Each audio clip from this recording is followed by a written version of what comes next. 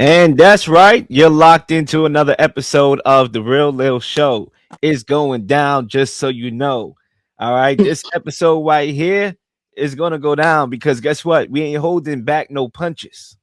Okay. We coming in bunches. All right. That's what we doing. We ain't holding back no punches. We coming in bunches. All right. Listen, man, it's time that we talk the truth. That's what we here for. This is what The Real Lil Show is all about. It's all about speaking facts. No matter if you're Caucasian or black, it doesn't matter. And some of y'all need to hear the truth. I'm gonna be here to give y'all the truth because that's what I do. Okay. And I got Shar Michelle in the building with me as well in the virtual building. Okay, aliens are here. You know, it's going down. Disclosure day. This is going to be the disclosure day over here on this show. The facts. Okay, the disclosure of the facts. All right, because it's going down. And we're going to talk about a lot of good topics right now, worldly stuff. You know, I haven't been able to talk about a lot of stuff going on in the world. Obviously, the NBA Finals. My New York Knickerbockers is in the finals. We one game away from winning. So I kind of been focused on that. Obviously, me being a New York Knickerbocker. But that doesn't mean that there's not things happening. That doesn't mean that I'm forgetting about those things happening. That doesn't mean that I'm not paying attention to what's happening. Because best believe you me, I am. And we're going to talk about Karmelo Anthony. And no, not the New York Knickerbocker Karmelo Anthony, okay? We're talking about another Karmelo Anthony that has been sentenced to jail for 30 plus years for stabbing somebody. And there's a lot of backlash. You know, it's not as black and white. You know, it might be black versus white, but it's not as black and white as I think that it should be. I got thoughts on that topic. And also war, okay? What is it good for? All right? We'll see. Nothing. Okay. Shar Michelle, the mic is yours. How you feeling? Boy, yeah. What is it good for? Absolutely. Yeah. Yeah. Well, I'm in a box right now, but I'm getting out the box because it's Friday night. You ain't got no job, and we ain't got nothing to do but to watch FIFA, and the United States is up. Right now, we got 2-0, and I think they just took a point away from us. I was taking a nap, but Lil called. I woke up, and here we are. I'm very happy to be here, Lil. Thanks for having me once again to talk about the world news, the society and culture, honey bunches of oats and the goats and the lambs and the sheep and the dogs and all this stuff. It's time to talk about it because just like this intro is very busy and lively, I feel like that's exactly what's going on in the world. So to sit down with you and try to make sense of it all is something that I absolutely enjoy doing with you, my friend Lil. So thank you for having me on the show. Let's get to it. Yeah, I mean, you know what they say, God never sleeps. So Shar Michelle, you need to be up because we gotta, talk about what's going on in the world. So, you get back to your nap. I'm tired too. I'm gonna get to my nap. But before we do, we gotta make it do what it do. And we are gonna talk about this Carmelo Anthony, right? Listen, I don't know. I guess we naming ourselves over basketball plays. I mean, that's what happens all the time. It seems like instead of giving him a biblical name, okay, let's start off with that. Okay, what happened to Joseph? What happened to Moses? What happened to Abraham? What happened to what I'm saying? Like all those names in the Bible that you can choose from. All right. And we chose You could have Karmelo named him Anthony. a book in the Bible. You could have named him Exodus. You could have named him Revelation. Okay. Literally, Carmelo Anthony. Not Revelation. You know? Oh, it's a revelation. He has to deal with the revelation that he's going to jail for a very long time. Okay. Unfortunately. So yeah, we're gonna talk about that right now. Shar Michelle, I'm just gonna give the people who are out of the loop, like what who's Carmelo Anthony, not the basketball player. What are we talking about here? I'm gonna give the backstory, and then Shar Michelle, I would love to get your reaction. So the backstory here is that this case stems from an incident that happened on April 2nd, 2025 during district-wide high school track and field meet at David, can't pronounce that last name, stadium in Frisco, Texas. The altercation stemmed from a rainy day. 17-year-old Carmelo Anthony, a student at a high school, sought shelter under a bleacher tent belonging to a rival school named Frisco Memorial High School. The 17-year-old Austin Metcalf, a student athlete from Memorial, which is the opposite school, reportedly ordered Anthony to leave the tent. Witnesses testified that Anthony refused to leave. stating, "Touch me and see what happens." Metcalf then pushed or shoved Anthony, prompting Anthony to pull the folding knife out of a bag and stab Metcalf once in the chest. Metcalf died shortly after his injuries. The two teenagers didn't know each other from a can of paint, basically, before Mhm. the confrontation. So Shar Michelle, this has prompted, obviously the case has been already been disputed to the people.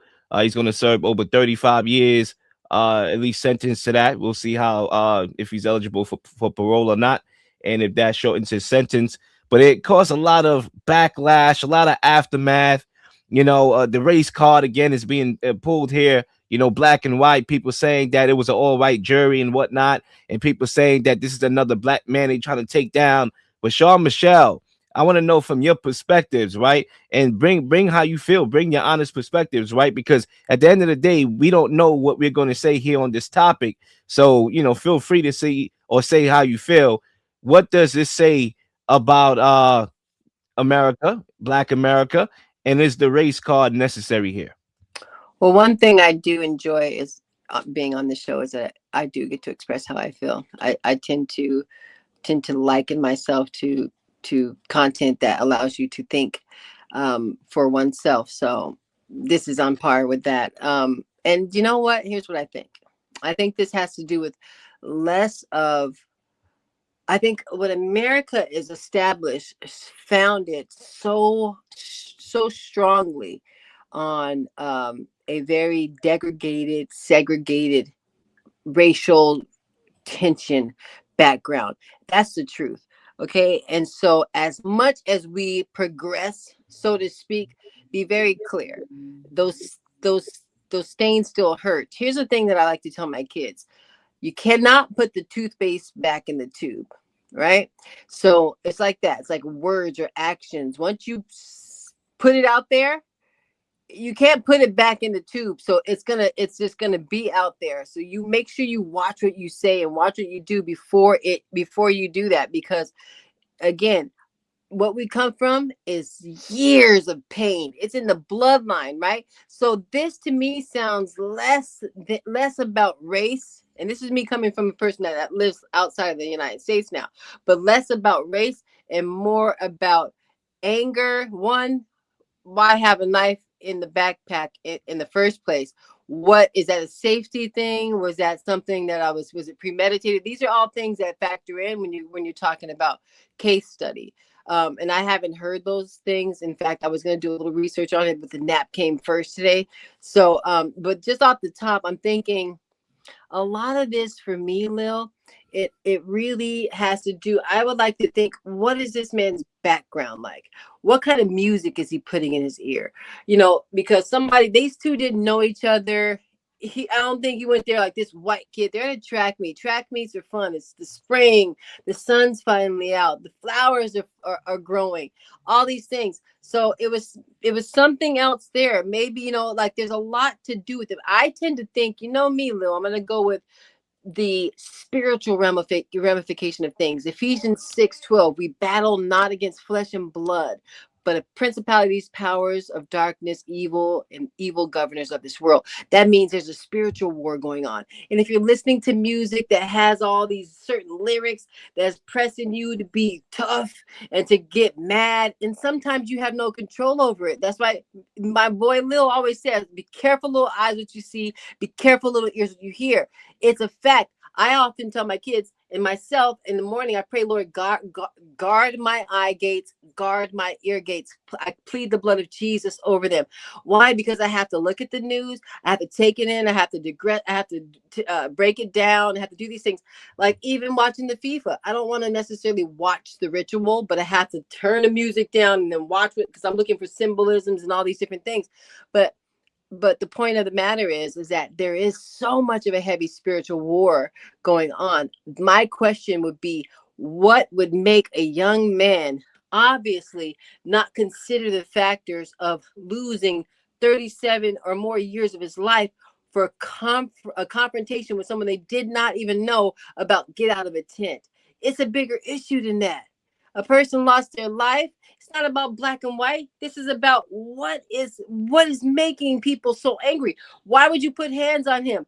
Why would you take a knife out? It didn't need to get to this point. These kids are ruined because they are going on ahead and just listening to things and doing things that are really in the world. And so it has no, being in the world has no healthy kind of ramification for doing things good or making smart decisions. So I would look at that more than I would look at any racial issue.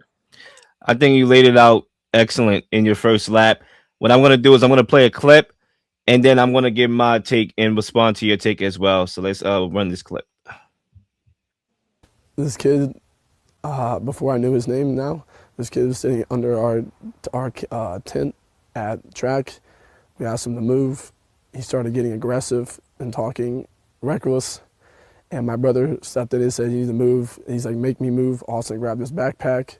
The kid, I tried to whip around as fast as I could, but I didn't see the stab. But then I look at my brother, and then I'm not going to talk about the rest. So just that's just what I saw. And I tried to help him, but it was just senseless. It was really senseless. Really, I don't know why a person would do that to someone just over that little argument. It's just crazy in this world nowadays how people just up and do that. Like that man has a family. That man has people that care about them all the time, and he did everything for our family too. He was a strong man. He was a strong kid. All right, so let's knock this out the ballpark, right? Anybody who's watching this show right now for a pity party, this is not the show for you. We don't do feelings here. We do facts.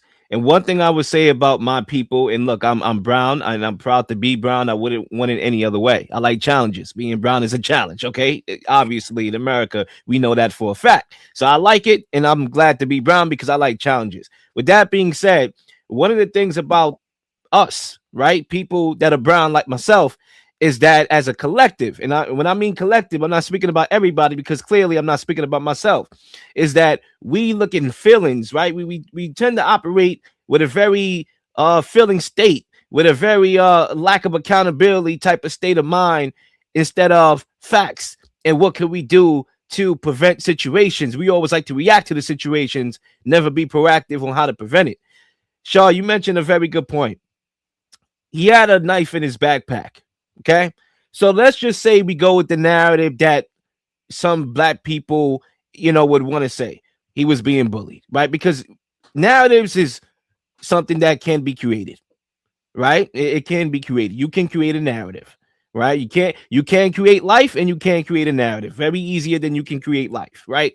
So let's go with the narrative, hypothetically, that Karmelo was bullied and that caused him to stab this guy. I believe Austin is his name. Okay, fine. Let's go with that narrative. If that's true, he had a knife in his backpack, so that's premeditated. He was trying to do something. I don't go out in my day and put a knife in my backpack just like that. I mean, I never had a knife in my backpack, and I went to school for a lot of years: college, high school, middle school, elementary, translation, all my life. Okay, and I never once decided that I was going to put a knife in my backpack. Now, I've had beef with people. I'm not going to lie. In middle school, I was a fighter. I used to always get in fights. All right. Oh, what you said about my moms? See me outside. But one thing I never did was put a knife in my backpack. That was premeditated. So clearly, this guy had a level of, anger. Or maybe he decided that, you just going to randomly put a knife in his backpack. He was looking for trouble. Point blank, period. Just like somebody carrying a gun. They're looking for trouble. I don't believe this is a protection thing. All right. This is somebody looking for trouble. And somebody, obviously, unfortunately, Austin, provoked that guy. And that guy was ready to snap. But Shar, you mentioned a good point. And there's a lot of angles I want to hit on this topic. But you really laid down the blueprint on, how we should attack it. You mentioned that, anger is a thing. And it is. So we live in a society right now where a lot of people are angry. You can't even honk at nobody in the street. They ready to come in and shoot you, or with just honking at them at a basic red traffic light. Okay, so we are living right now in a society where Everybody's riled up. Everybody's ready to snap. Okay, you tell your employee to clock out, they ready to come back with a knife and stab you up. So how have we gotten to this point? And the question is, and I'm asking a rhetorical question. I know how we got to this point. Is because a lot of people, number one, music. Okay, a lot of people listen to dumb music, telling you to shoot this and stab that. Another thing, parenting. That's another issue. A lot of people are born by accident. Okay, they didn't ask to be here. They didn't ask to be here. Okay, it took two idiots doing the do in the bedroom.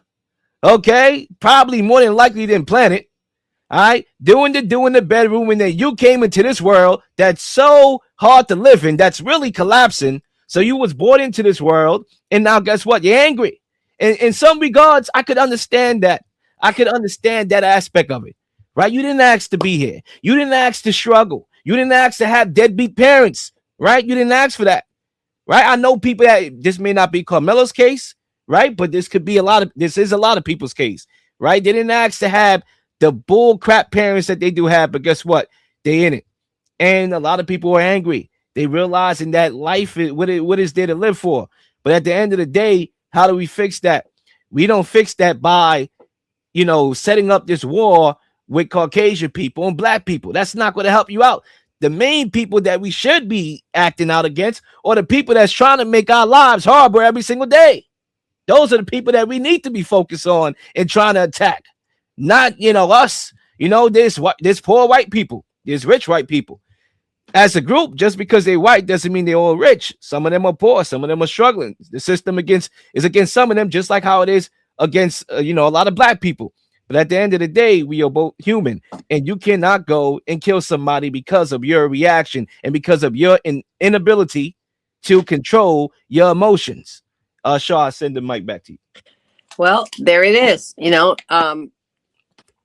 That's going to be what I would have looked at first in this case is why.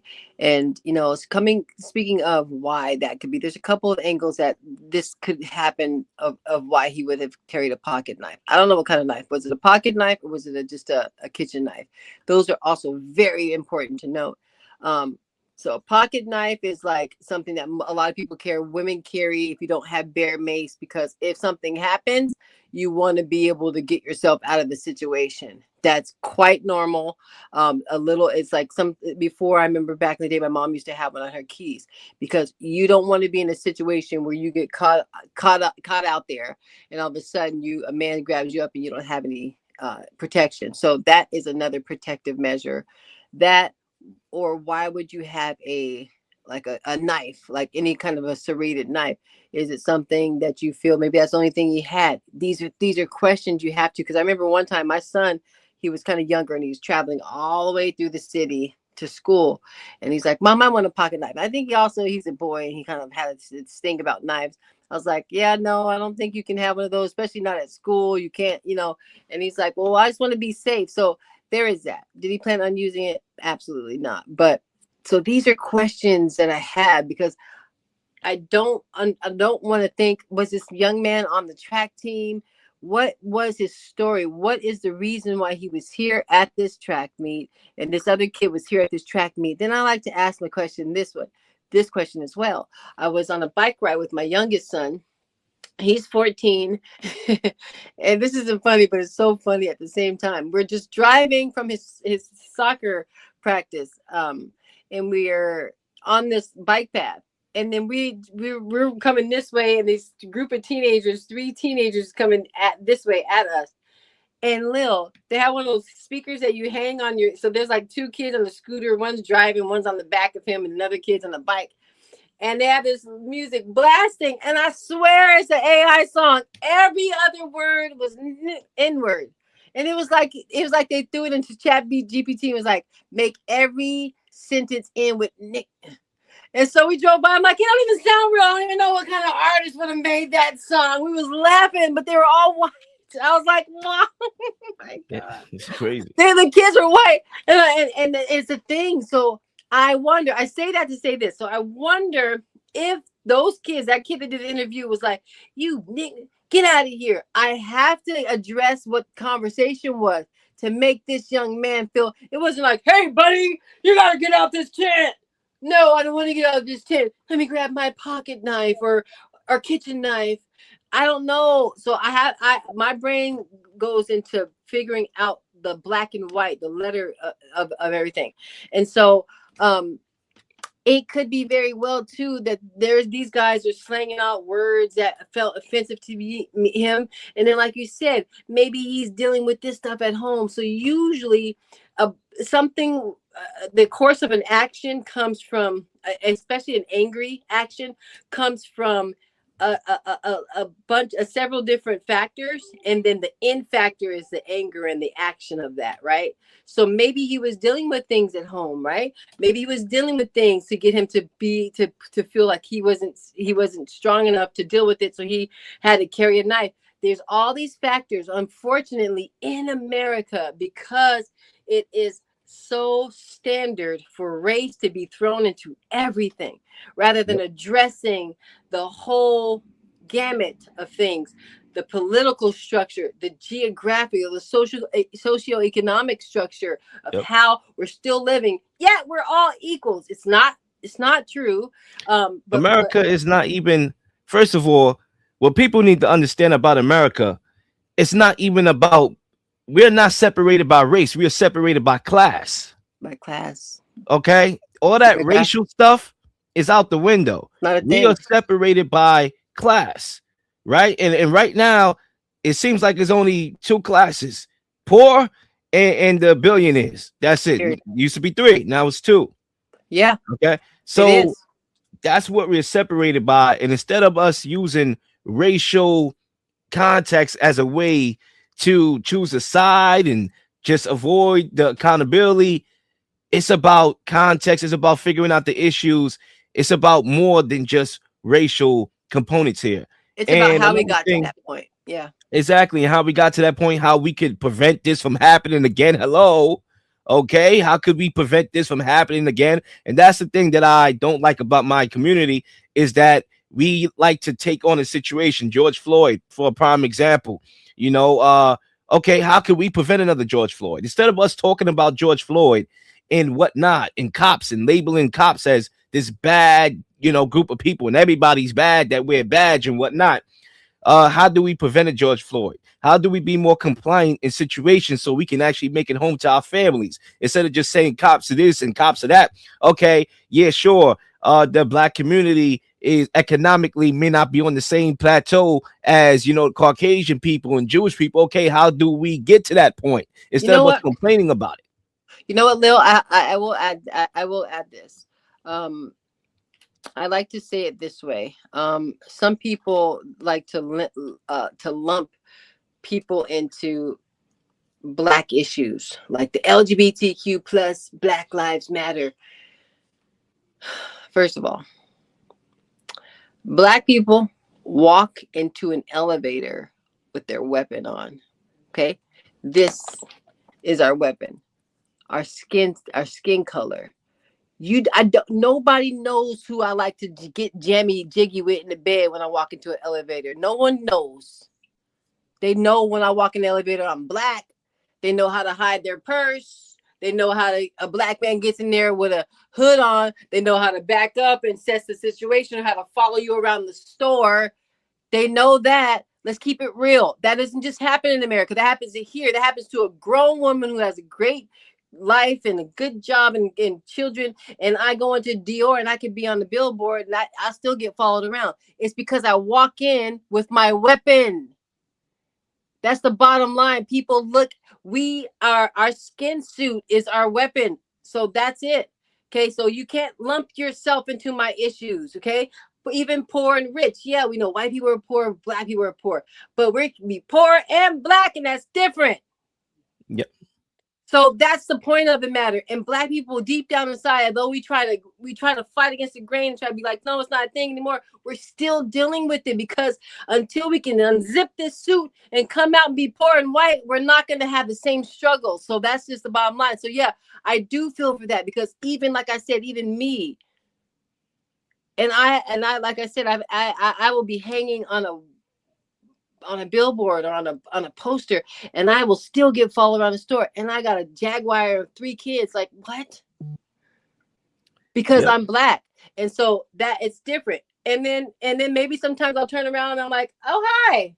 You want to go shopping with me? And they're like, oh, just you're just so pretty. I'm like, oh, well, that was awkward. Well, why are you following me? And so sometimes I'm stressed out because I think that they're trying to press me, and then they're just like admiring me. So half the time I don't know what's going on here, right? But And so I can imagine what a black man would feel like, what these young black kids feel like. I know my kids go through too.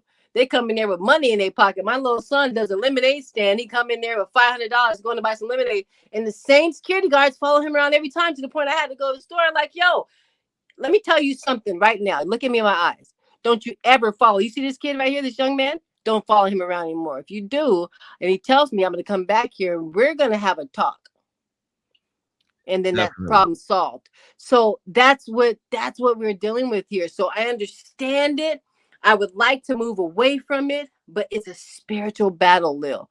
It is a steep. And I get it, but the thing is, and the thing with it when it comes to talking about black issues and whatnot, is there is a level of understanding on what it is, right? Which is obviously slavery was a thing. It set us back economically for years, still up to this day. Obviously, the opportunities may not be the same on each level. Obviously, we know that. Obviously, we know that there's some people, that's it. They think they're inferior because they're a certain color, and there's narratives also on top of that, right? There's so much narratives, and narratives is a crazy thing. That's why it's very dangerous to throw out narratives, because even take it for example, the country of Africa, right? There's a narrative that Africa is a country with lions walking in the street and people living, in the daggone hot desert with no roof over their heads, and that's farther from the case. You know Yep. what I'm saying? But guess what? They threw the narrative out there that it was such. And there's a narrative about black people, that, whatever narratives they are about black people, white people believe some of those narratives as well. And that's just how it works. But the problem is about understanding that we can coexist, understanding Yeah. that we can coexist in this country, because at the end of the day we have to. When the world comes to an end, right? When this whole apocalyptic stuff is going to happen in this world, like I believe it is. Lil Shadamas is on the mic right now. You're not going to be caring about whose color are you, right? If you have a couple friends that you're trying to survive with, race is going to be the last thing on anybody's mind. It's going to be like, okay, how can we survive as a community to survive the apocalypse? If you ever watch those movies like Boogie Eli and all those apocalyptic movies that's telling you what's going to happen in the future, Yep.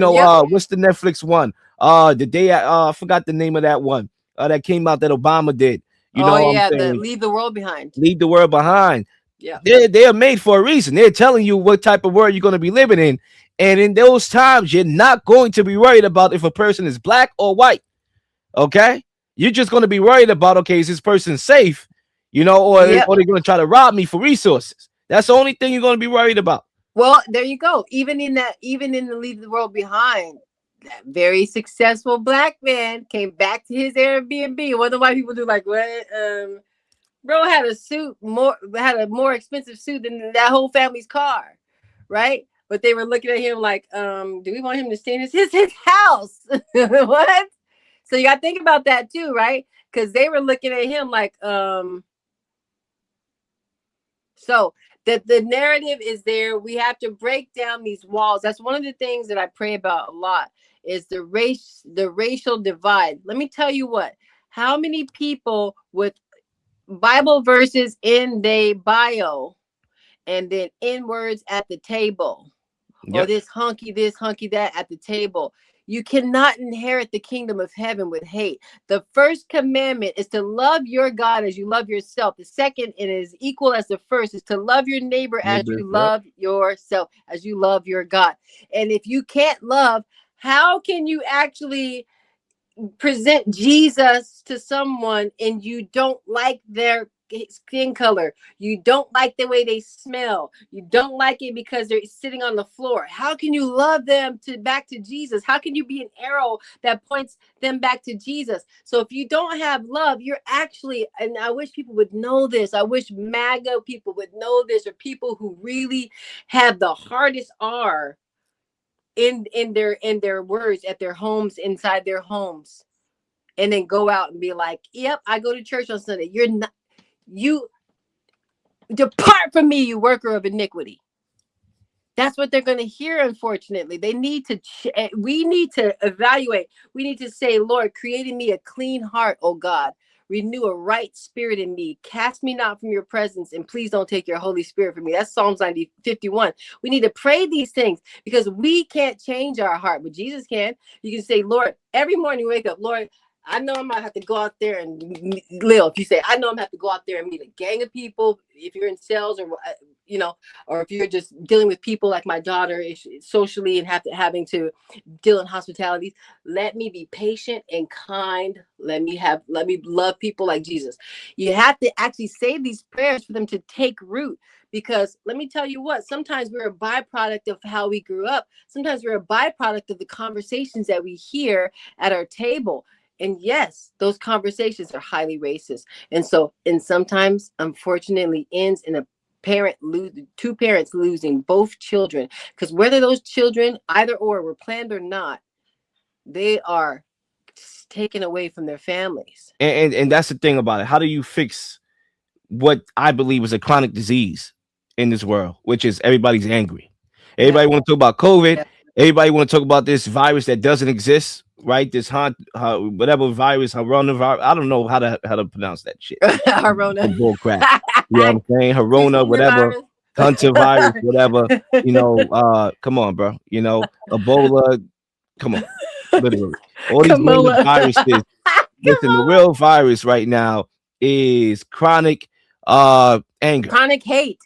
Yeah, and anger. And On anger top of and that, anxiety and stress. And everybody's on the edge. This still Karmelo, and again, just throwing narratives out there. There was only a few people in that tent, couple witnesses, and them two, right?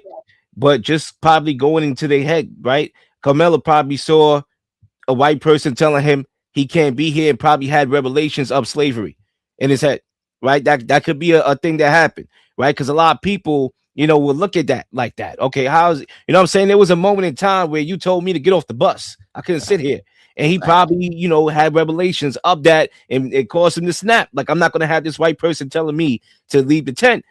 Cool, understanding. But at the same time, it doesn't excuse the act. Of course. Now, again, unless this guy was getting his face pounded into the daggone concrete, it does not excuse the act. No matter how you try to slice it and dice it. The question is, how could we fix this disease known as chronic anger and hate? Because even, for example, New York, my New York Knickerbockers is doing good. Thank God, right? We about to win the championship tomorrow night. I'm calling it into existence, right? But New York about to go crazy. But we going crazy and we spoiling it. Like, we are literally turning what should be a celebration moment into hate again. And it's not even against, this one is not even black and white. It's Knicks versus Spurs. It's they jumping people in the street.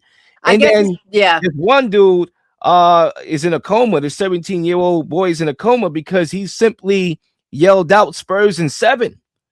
He ended up getting his face pounded into the daggone concrete. I think I think it's time for segment number 2. It's time we switch the conversation. The Knicks is going out like that. That's the point, though. It is, everybody's so angry, and you're not allowed to vote for a team, the opposite team. You're not allowed, and it's not even only black and white. This is a world American issue. There you go. And that's why I'm trying to get us away from this black and white, conversation right now. Well, but you know what? It's also not black and white, because yes, it is black and white. Yes, it is anger issues. Yes, it is a bunch of things. So it's not, in this case, all of the different. It's a lot of stress. Again, this is a lot of spiritual stuff. But what I never really understood, Leel, is that when cities and teams win championships, why do they tear their city up? It isn't like, we won. Boom! Let's just destroy the city and wake up with no jobs. Let's do it. Let's burn it all down. Why? Why do you destroy things after you win? This is I don't get it. It's just burn. It's like people. That's what I'm I saying. don't People have nothing get to it. look forward to, that they are willing to burn the city down After because there's winning, nothing to like look it's forward to. so weird. It's and Knicks wouldn't be the first one. They did it in Vancouver. You win, you burn. Like, why Yeah. do these people do it? And then another thing too that I want to So bring weird. up, and I hope this point is not slipping away from me right now because it was a very valid point. But another issue that I'm having is that a lot of people, men in general, all right. So this is another biological thing too that I haven't heard anybody mention, but I'm just gonna say the real right. This is Lil Shadamas hours right now. A lot of men, we walk with the mentality of, it's almost like a dog mentality, right? I want to call it a killer mentality because that's not the right word for it. But if you know sports, you know a killer means, you're gonna attack the day. That's what a killer means in sport. Oh Like yeah. you playing a sport, you attack the sport, you're gonna dominate, basically, right? So you almost have to have this killer mentality, meaning that you have to dominate the day. You have to go out there and show that you're tough, that you're this guy, that you're the best at what you do, that you have no emotion, that if anybody tried you, that you ready to throw hands and whatnot as a guy in order to navigate in the world. And as a guy, you have to be able to, have that, line that you don't cross. Because I do feel deeply that a lot of guys have that dog mentality in them, where Mm-hmm. if you set it off, if you press the wrong button, you know what I mean? A guy could snap easily because of all the pressures, and I'm not saying that there's no pressures for women. Women have their own pressures, men have their own pressures, black have their own pressures, Yep. whatever. But as a man, and I'm just speaking from who I am, and there's no confusion over here. There's no he, they, them, he. No. This is one, right? I'm a man. Okay, there's man and woman here. That's what we're gonna acknowledge on this show, on my show. I'm not acknowledging anything else other than man and woman here on this show. So miss me with that other bull crap. Okay, as a man, we go through a lot of stuff, and there's that duality that we walk with every day. That if this person says something that I don't like, I might snap on his dude. But at the end of the day, I've been there. I know. You know what I mean? I deal with it. You know how many times I done knock somebody out mentally? Yeah, Okay. mentally. You know But what I see mean? that You know how many times I done knock somebody out and probably beat him and her to their death mentally? Mm-hmm. Never. I ain't do it physically because I had to stop myself. I had to say, you know what, Lil? Go on with your day, bro. Don't Yeah. let this person get into your head. And see, not a lot of people have self-control, and that's one of the fruits of his That's spirit. the problem. And look, I don't care about talking about white people issues. And that's where people lose me because they want you to talk about white people. I don't want to talk about white people issues, right? Because it doesn't affect me. I don't want to talk about, Mr. Dorney's issues, right? Or Mr. Austin issues, right? I don't want to talk about white people issues. I want to talk about black people issues because clearly we got a lot of issues. So how do we fix this, right? How could I communicate to my people without us getting offended, and then talking about this lack of accountability? Shar, I want to play this clip real quick because this is what I'm talking about. A lot of people are brainwashed into just accepting the accountability to teach your sons not to do what Karmelo did, right? Instead, we want to talk about why. Let me play that clip right now. Do what do you want us to do at this point? What? I'm lost for it. I don't know what to do. I got 5 boys. I don't know what. I ain't got nothing to tell them no more. You can't walk away no more. Rest in peace, Trayvon Martin. Let me ask you this, right?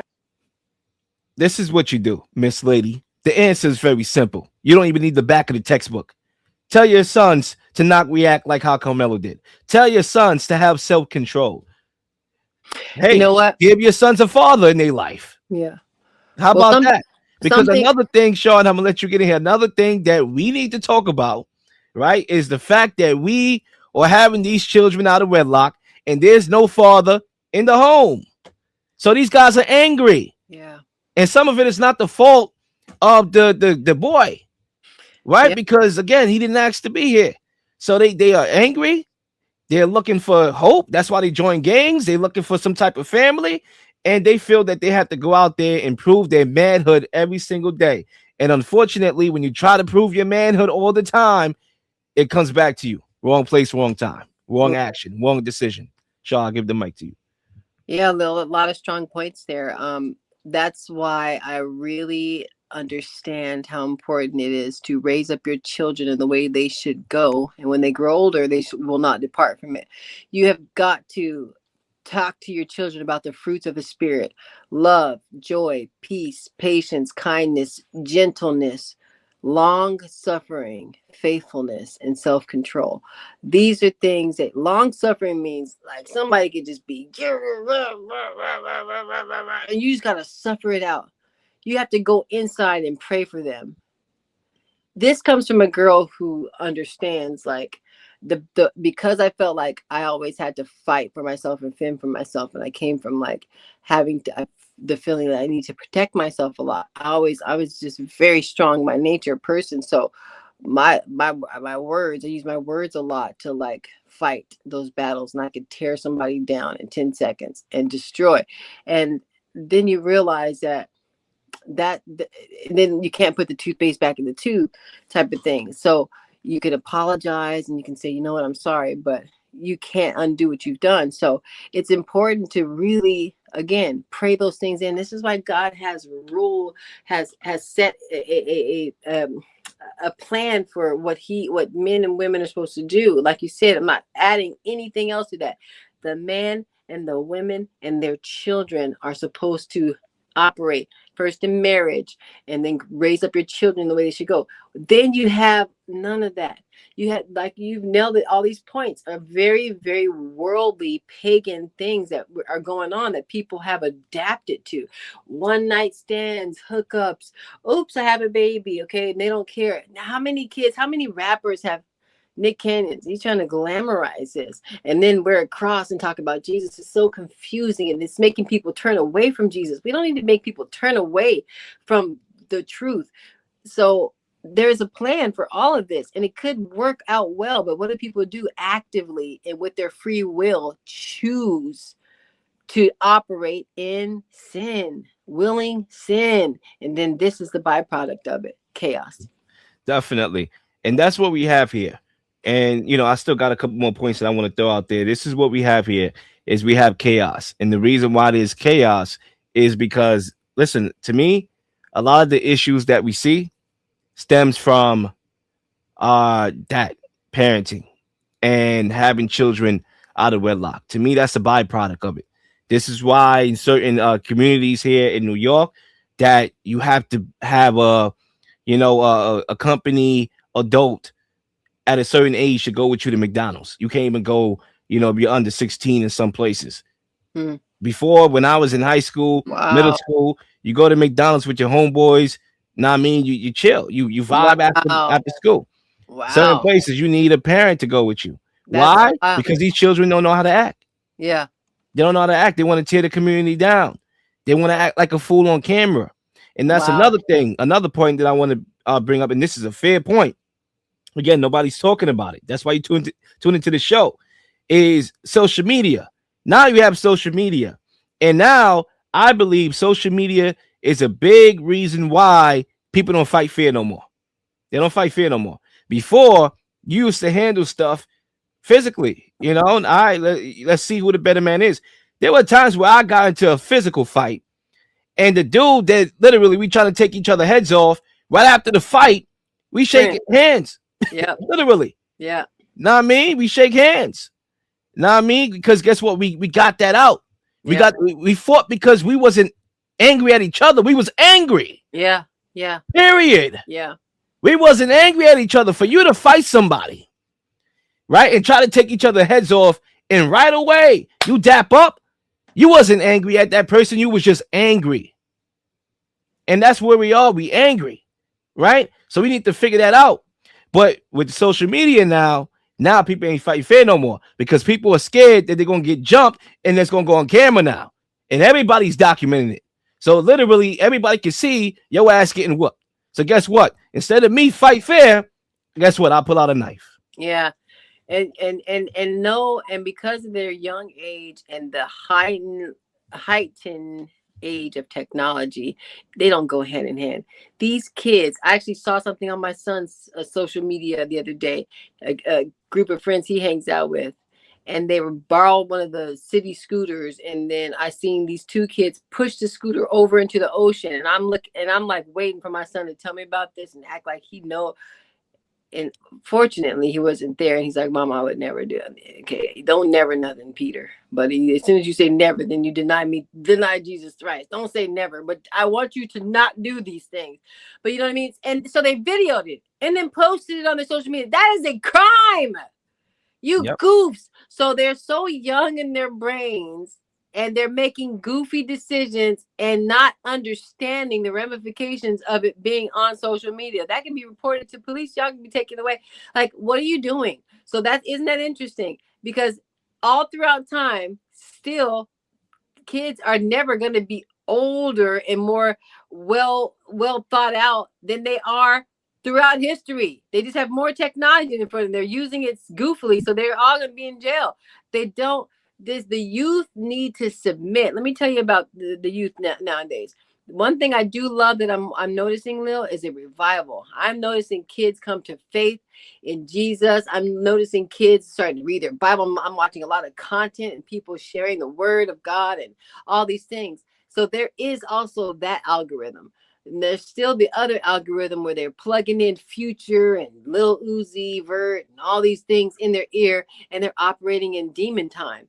So you can't say, "Oh, I'm too young, I didn't know." You are operating in your free will, and eternity is eternal, is what I tell my children. Eternity is eternal. Watch what you do with your time. I agree.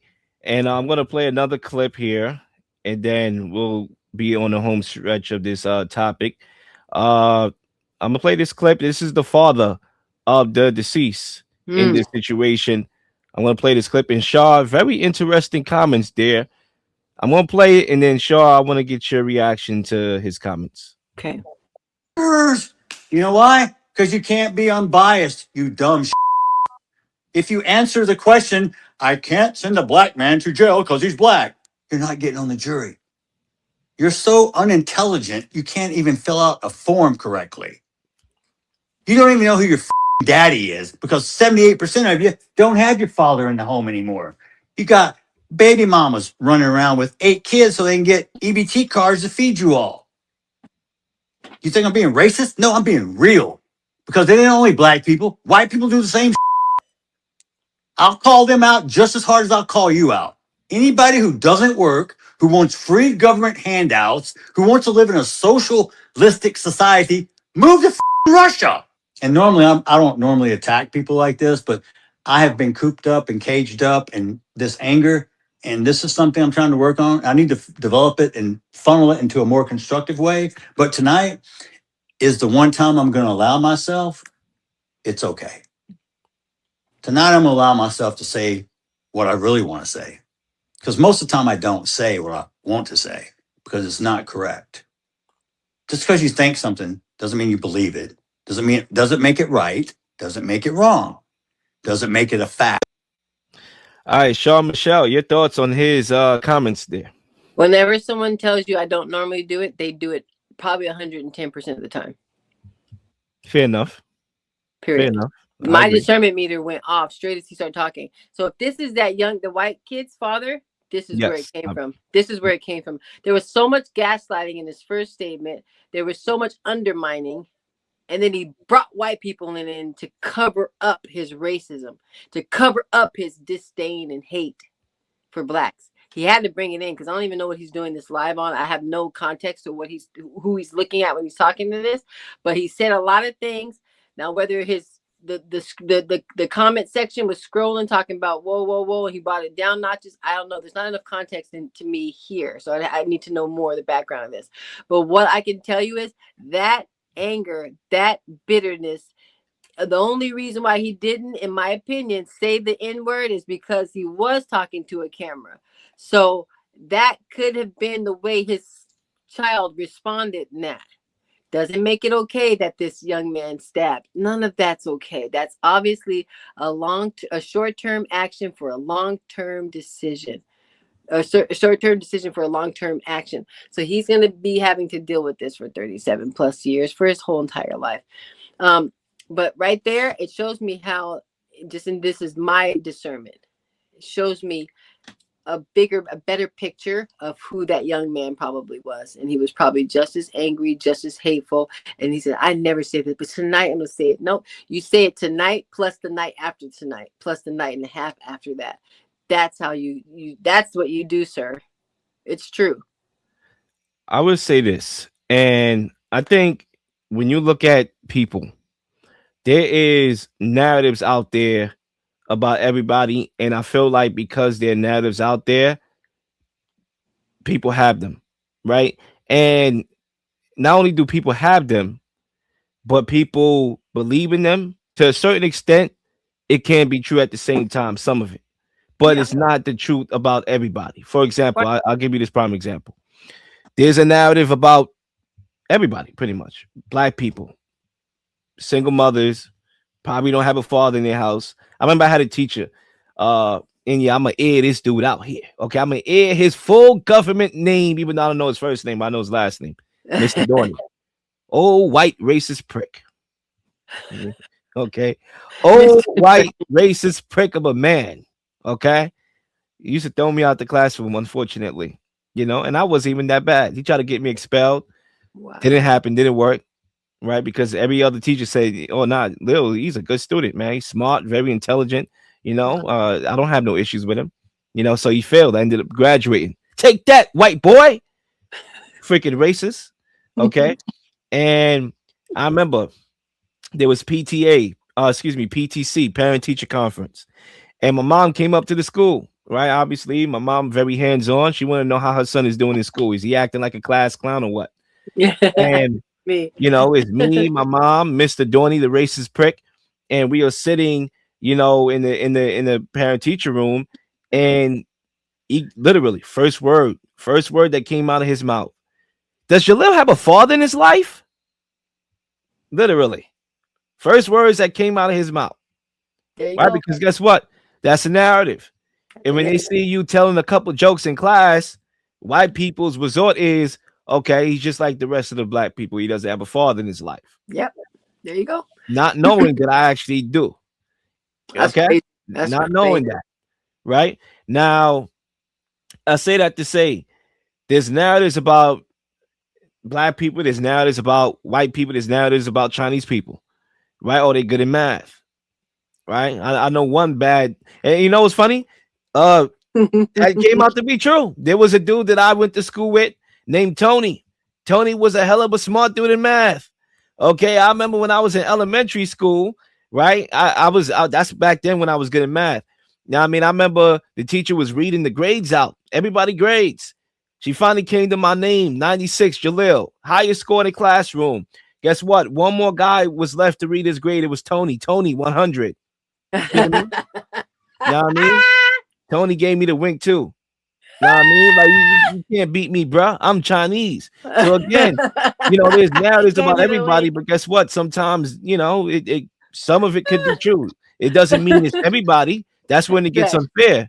When you generalize every single body. Like, you look at a white person, you think they should be making $150,000, $200,000 a year, and then when they're not, you're looking at them like, what happened, bro? Well, that's right. Americans prejudice is going to be the death of society. In fact, it's the birth of it as well, with the divided states, with the slavery, with all these things. So though it may not make a person kick them back to the thought of slavery, it will kick them back to the thought of being followed around stores, or being told I'm not smart enough, or being told I don't have a dad in the house. These things happen so often. They occur Protect so your purse, woman. There's a protect black your guy purse. with a hoodie on coming near you. So these things play out all the time. And again, it is different. It's like literally walking around with your gun out is what black people deal with on a daily basis. So what can we do about that? That was a good question you asked. How can we change this? One, we cannot change this, and we will not change this, because just like you said, Lil, I love being my black, beautiful, golden skin tone, period. I wouldn't change it ever. Everybody, genuinely, I was just talking to my daughter about this. Genuinely, we are so admired and so revolted and repulsed to at the same time. It's the most interesting dynamic, and it's totally fine, because I am not meant to change. I am meant to be exactly who God made me to be, and so is everyone else. So everybody needs to stay in their own lane, follow on the path of righteousness, and then these things will stop happening. But if we have a world in chaos, a world that is running, racing feet, the Bible says feet racing towards sin, all you're going to have is chaos. It's never going to fix itself. The devil thrives off of it. It's his fire. It's his playground. And because we're operating in that playground, we need to swim up against the grain. We need to do the opposite. We need to do what is righteous. This is my last point on this topic, and then we could move on to the final one.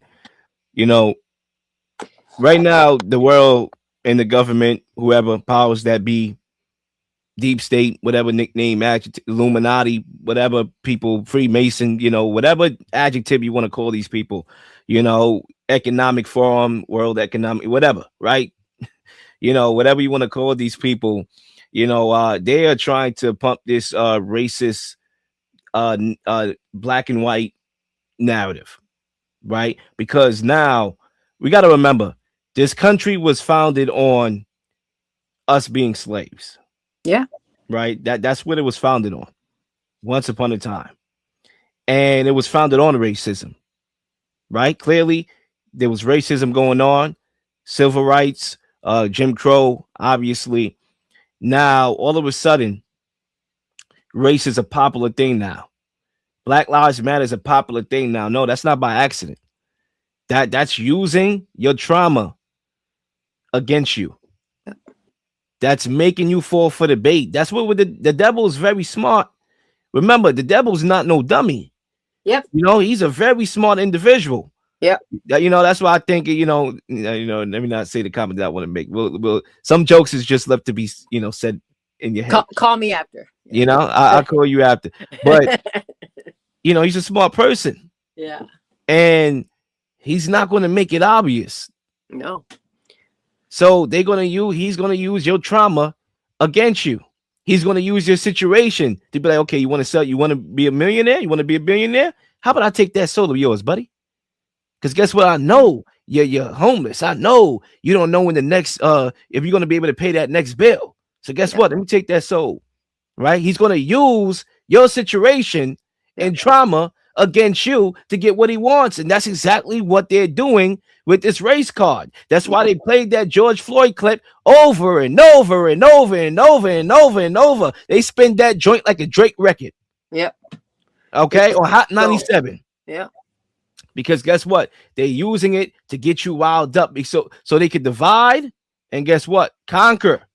Because this is bigger than black and white. Yeah. This is about the elite taking over and leaving us with nothing. You will own nothing and be happy. So guess what? Tear each other apart. That's going to make our job easier because everything is going over your heads right now. You're not even worried about what's going on in the world.